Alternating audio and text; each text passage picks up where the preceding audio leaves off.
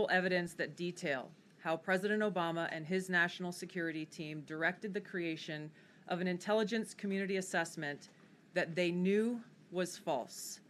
They knew it would promote this contrived narrative that Russia interfered in the 2016 election to help President Trump win, selling it to the American people as though it were true. It wasn't. The report that we released today shows in great detail how they carried this out. They manufactured findings from shoddy sources. They suppressed evidence and credible intelligence that disproved their false claims. They disobeyed traditional tradecraft intelligence community standards and withheld the truth from the American people. In doing so, they conspired to subvert the will of the American people who elected Donald Trump in that election in November of 2016.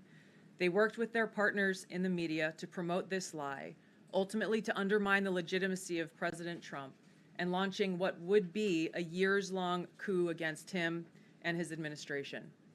We're here today because the American people deserve the truth, they deserve accountability, and they deserve justice.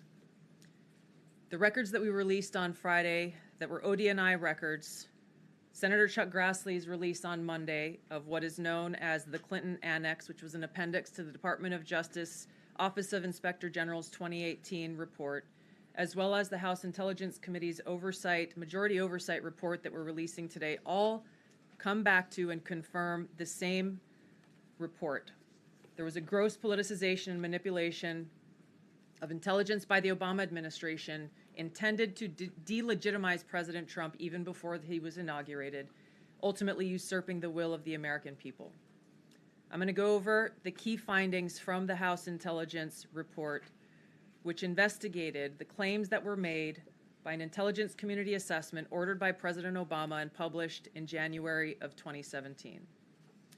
First, Putin's principal interests relating to the 2016 election were to undermine faith in the U.S. democratic process, not show any preference of a certain candidate.